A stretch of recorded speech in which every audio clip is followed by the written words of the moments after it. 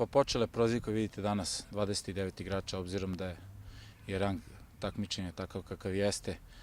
Mi smo to veoma ozbiljno shvatili.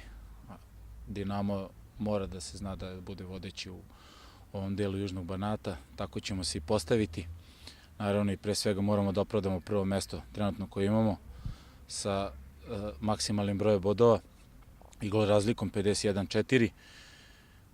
Dosta uspešan prvi deo sezone, drugi deo nadam se da ćemo nastaviti u istom ritmu.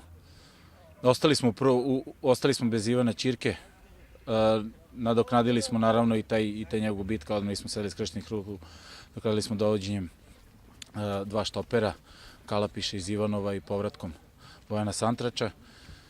Naravno i ostale pozicije smo pojačali da se konkurencija bude što jača, dolaskom Marinkovića po levoj strani i naravno pojačali smo špic sa dolaskom Uroša Stojkova iz Dinama i dolaskom Radojkovića koji je bio među vodećim strelcima u A-ligi.